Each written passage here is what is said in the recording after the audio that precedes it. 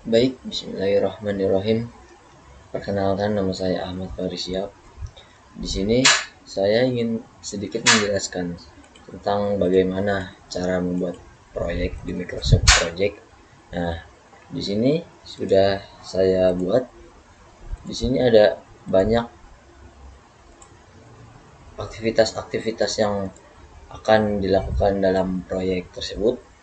Yang paling pertama di sini ada mulai proyek. Dari yang terpenting di sini ada mulai proyek, di dalamnya ada meeting dengan klien, ada pembahasan pembentukan tim. Langsung di sini ada yang kedua, proses persiapan. Nah, dari sehabis meeting dan pembentukan tim dan pembentukan divisi tim, jika sudah selesai kita langsung lanjut ke proses persiapan. Nah, di dalam proses persiapan ini ada yang namanya survei pasar dan lapangan. Di sini artinya dalam proses persiapan itu kita akan berbelanja, membeli bahan-bahan yang akan digunakan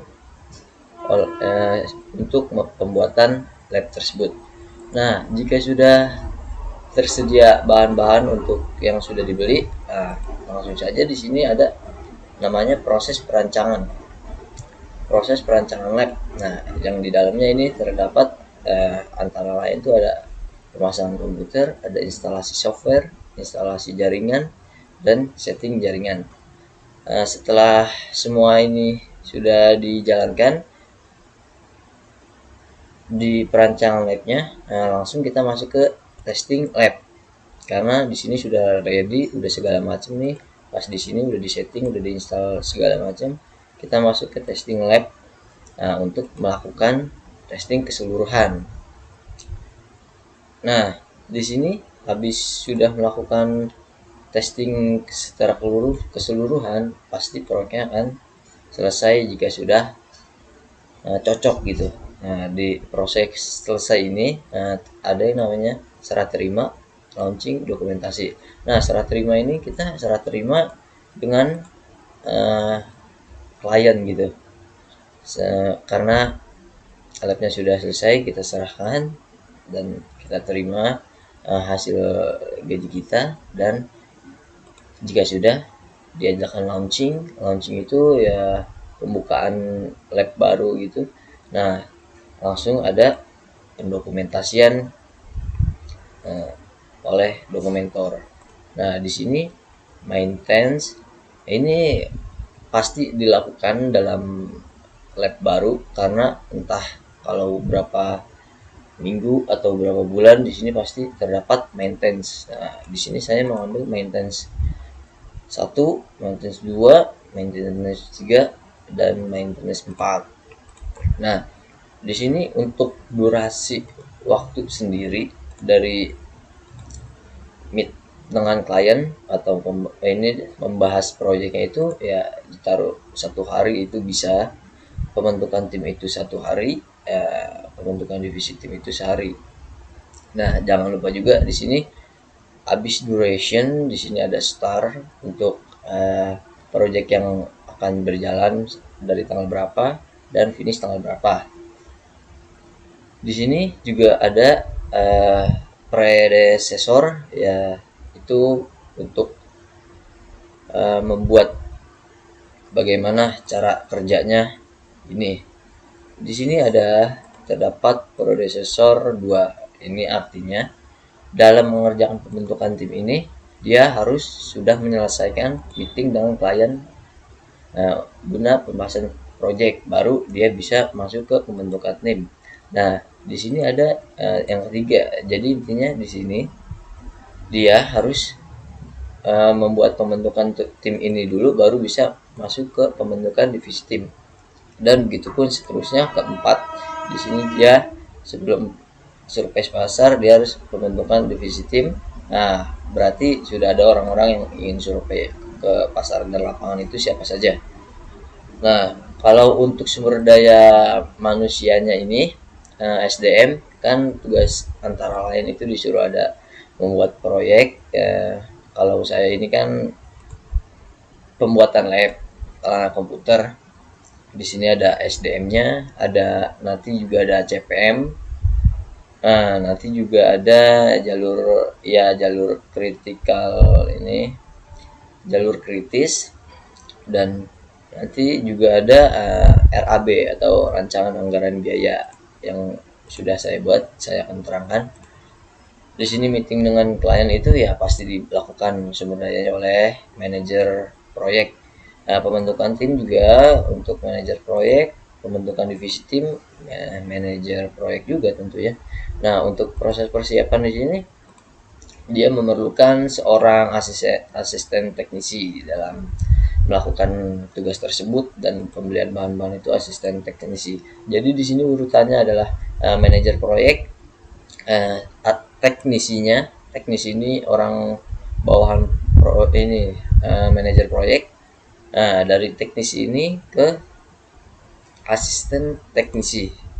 Nah, dari teknisi ini punya asisten teknisi, dan asisten teknisi ini dia punya yang namanya asisten teknisi 2. Jadi asisten teknisi 2 ini di bawah asisten teknisi yang asisten teknisnya ini.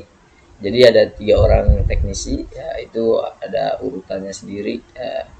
Ya orang suhu, orang biasa, orang baru mungkin gitu. Nah, di sini terus ada di proses persiapan itu asisten teknisi seperti yang saya bilang, pembelian juga asisten teknisinya. Terus perancang labnya itu asisten teknisi untuk pemasangan komputer saja. Nah, di sini sangat diperlukan ini install setting jaringan ini diperlukan dengan teknisi yang sesungguhnya. Soalnya di sini instalasi software, instalasi jaringan, dan setting jaringan itu sangat lumayan susah lah di sini ibarat kata ya. Makanya langsung ke teknisi yang paling pertamanya. Nah, langsung di testing lab itu ada yang namanya tester sendiri. Ya, ini orang untuk hanya untuk tester saja. Nah, langsung di sini ada serah terima launching dokumentasi. Serah terima pasti dilakukan oleh manajer proyek, launching juga dilakukan oleh manajer proyek tentunya. Dan dokumentasi di sini ada seorang dokumentator. Nah, lanjut di sini kenapa ada maintenance ya, emang tadi yang sudah saya sebutkan. Di sini ada maintenance 1, 2, 3, 4. Nah, namun di sini saya menggunakan sumber daya alamnya ini, sumber daya manusianya ini berbeda-beda. Di sini ada teknisi, ada asisten teknisi 2, dan tester. Nah, kenapa? Karena pas maintenance pertama itu pasti ada saja trouble itu, entahlah IP atau jaringannya yang bermasalah. Nah, itu karena teknisinya yang harus ini, jadi dia yang turun tangan hari pertama. Nah, begitu pula hari kedua. Cuman hari kedua pasti bisa dihandle karena sudah pernah di hari pertama apa saja gitu trouble lah, makanya dipindahkan ke asisten teknisi di bawahnya dia. Selanjutnya di sini di maintenance 3 itu ada asisten teknisi 2 karena sudah maintenance 3, jadi sedikit kurang lah itu masalah-masalah dari apa saja yang ada di lab tersebut. Nah, di sini juga ada maintenance 4, kita menggunakan hari terakhir itu ada testernya. Jadi tester juga bisa mengatasi gitu kalau ada maintenance di hari terakhir karena sudah dihandle di hari pertama 1, 2, 3. Nah, di sini ada hari-harinya tentunya sudah saya buatkan. Hari ini meeting 1, pembahasan tim 1, pembentukan divisi tim 1 hari. Nah, supervisor ini karena ini susah juga gitu ya nyarinya.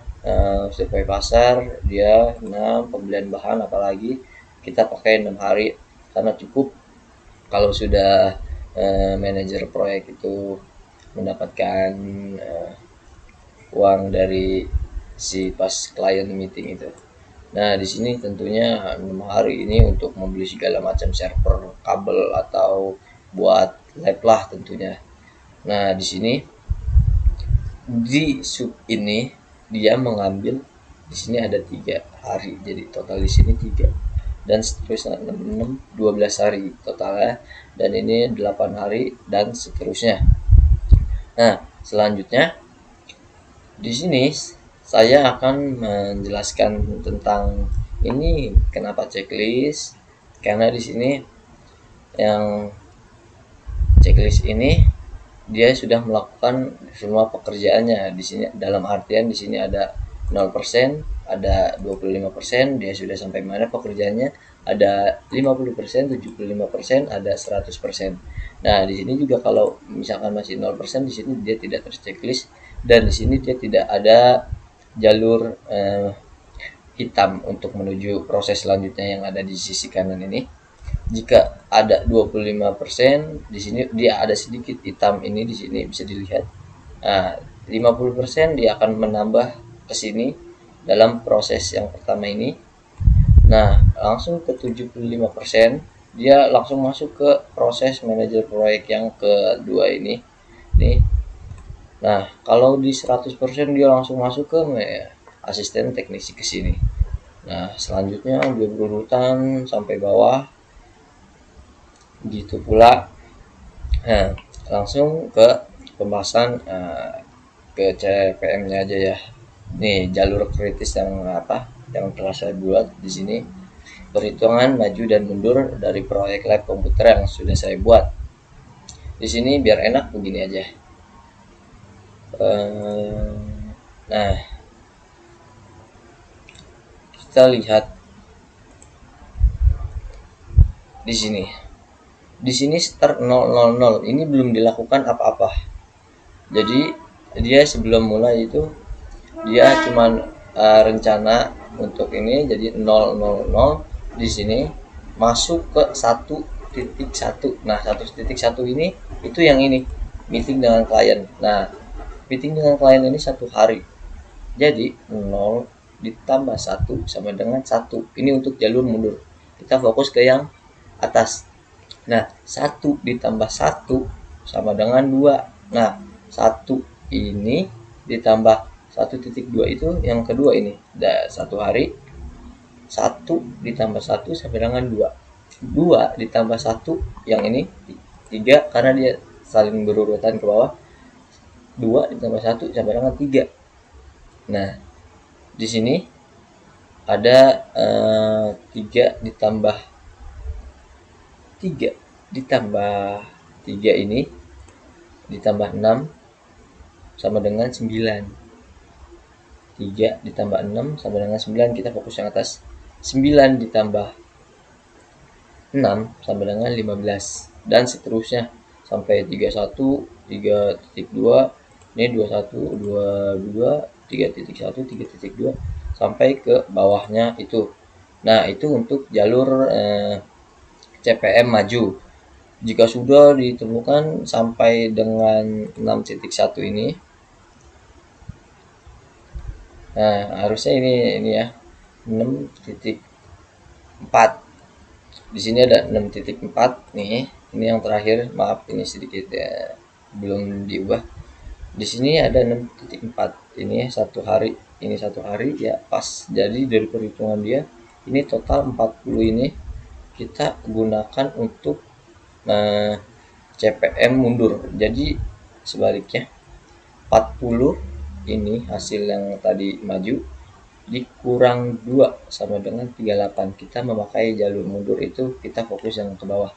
Nah, 38 ini dikurang 2 sama dengan 36. 36 dikurang 2 sama dengan 34. 34 dikurang 5 sama dengan 29. 29 dikurang 1 sama dengan 28. Nah, ini kenapa ada 2 jalur? Karena ini jalur kritis. Di sini ada 4.1, terus ada 5.1, ada 5.2, ada 5.3. Nah, di sini 5.1 bisa ke sini 5.22 atau 5.3. Nah, bisa langsung ke jalur 51, dari 51 ke 5.3. Ini lebih cepat. Kalau dia tidak ke sini, dia bisa juga ke sini. Karena dari project ininya juga di sini terlihat, di sini ada dua nih di predecessornya. Nah, di sini akan saya terangkan sedikit. Nah, dia kenapa di sini 17 16? Nah, untuk melakukan pendokumentasian ini dia perlu menyelesaikan serah terima dan launching dulu. Kalau dia belum dijalankan itu serah terima dan launching, bagaimana dia bisa mendokumentasikan kan. Di sini jika dia pengen melakukan dokumentasi, dia harus ke 17 dulu dan ke 16 dulu nih, kedua ini dulu. Nah, dia saling terhubung nih. Nah, 5.1, 5.2, 5.3. Di sini saling berhubungan 51, 52, 5.3 ya. Nah, selanjutnya di sini kita fokus lagi ke project ini. Di sini ada pakai ini network diagram itu. Nah, di sini kenapa dia ada yang silang, ada yang tidak gitu ya. Karena di sini yang silang seperti ini dia proses sudah selesai. Kalau yang ini dia masih dalam proses gitu, masih silang pertama. Nah, seperti yang bisa dilihat pas di sininya tuh ada yang sudah, ada yang belum. Nah, sekarang kita pengen 100% pekerjaan itu sudah selesai gitu. Nah, selanjutnya kalau balik ke network diagramnya dia akan seperti ini. Sudah semua silang seperti itu ya. Semuanya sudah silang semua nih. Karena di sini sudah 100%, di ininya juga sudah 100%. Di sini kita lihat lagi tuh ya. Dari mulai proyeknya udah silang sampai yang terakhir itu ada di maintenance. Ini sudah selesai semua. Nah, setelah kita bermain di apa saja sih rencana-rencana proyek yang kita buat, di sini kita masuk ke RAB-nya atau rencana anggaran biaya. Nah, di sini saya sudah membuat rencana anggaran biaya dari proyek yang sudah dilakukan itu. Nah, di sini ada mulai proyek itu 1 hari. Ini ada text name itu proyek apa aktivitas apa saja yang dilakukan dalam proyek itu. Di sini ada durasi, di sini ada resource name-nya yang menghandle pekerjaan itu siapa. Di sini ada cost day. Cost day itu adalah gaji dalam yang menghandle itu dalam per hari. Cost per day. Jadi di sini 2 juta, manajer proyek itu 2 juta dalam sehari. Mantap ya. Di sini ada total cost-nya. Jadi di sini misalkan dia seharinya 2 juta, kalau 2 hari, contohnya 2 hari, di sini dia 4 juta. Nih seperti ini. Nih seperti ini ya. Asisten teknisi, di sini asisten teknisi itu gajinya dia 700 per 1 hari kerja. 700 1 hari kerja. Nah, dia di sini selama 6 hari. Nah, 7 dikali 6 itu 4.200.000. Ini untuk total cost keseluruhan dia dalam harian dia bekerja. Nah, di sini meeting dengan klien, pembahasan proyek itu kan dilakukan oleh manajer. Di sini seharinya 200, jadi 2 juta di sini. Jadi di sini totalnya juga 2 juta. Nah, untuk ini juga sama, ini pembentukan divisi tim juga sama dilakukan oleh manajer. Selanjutnya survei lapangan itu asisten teknisi ya 7 hari. Di sini dia selama 6 hari berarti dia total ininya dia pendapatan dia itu 4.200.000. Di sini asisten teknisi lagi yang dibutuhkan ini 6 hari lagi jadi 4.200.000 lagi. Wow, mantap ya. Di sini ada lagi asisten teknisi 700, ini ininya dia total hari dia bekerja itu adalah jadi 1.400.000. 700 dikali 2 1.400.000 karena dia dalam sehari. Di sini ada teknisinya sendiri ya itu sejuta dalam per hari dia menggunakan 2 hari untuk bekerja jadi 2 juta. Dan selanjutnya sampai bawah ini ada tester 500.000 udah dalam sehari dia menggunakan waktunya dalam 3 hari berarti 1.500.000 sampai terakhir di maintenance 4 begitu sepulanya berikutnya. Nah, di sini ada cost day untuk total keseluruhan dari pendapatan masing-masing India. Di sini ada total dari ini sama dengan itu 18.600.000 itu dalam sehari ya. Nah, untuk total semua jika sudah dikalikan dengan jatahnya dia dan berapa harinya dia itu, ini sudah ditotal semua, jadi totalnya segini. Nah, untuk contohnya di sini, jika kita menambahkan di sini angka 3, tentunya di sini yang 6 ini akan berubah menjadi 7, dan 18,600 juta ini akan menambah jadi 19,600. Coba. Nah, ini tadi 2 juta, di sini 3 juta, dan di sini 6 juta jadi 7 juta, dan di sini berubah. Nah, begitu sebaliknya semuanya di sini juga. Kalau misalkan ingin dicoba, ini karena kita memakai otomatis, kita tambah 3. Di sini akan berubah, di ininya akan berubah jadi 7 juta, dan di sini akan berubah jadi 34.700.000. Nah, itu dia. Karena kita memakai otomatis. Nah, untuk yang lain apalagi ya? Di sini sudah, ini jalur kritisnya sudah, sumber daya manusianya juga udah. Ini kita memakai manajer proyek, asisten teknisi, ada teknisinya, ada tester, ada dokumentator, ada apalagi ya, teknisi, asisten teknisi 2 itu, ada harga-harganya juga. Selanjutnya apalagi ya, di sini tidak ada lagi. Nah, di sini ada bahasan inilah. Ini ada hari-harinya ya, sudah dilihat tadi. Predecessor juga, resource name-nya juga udah dijelaskan tadi. Ini untuk sumber daya manusianya. Nah, untuk RAB-nya sendiri ada ini di sini. Rencana anggaran biayanya, ini total per hari, ini total keseluruhan yang sudah di total. Selanjutnya di sini ada jalur kritis, sudah dijelaskan tadi. Ya sudah, kurang lebihnya mohon maaf. Wabillahi taufik wal hidayah. Wassalamualaikum warahmatullahi wabarakatuh.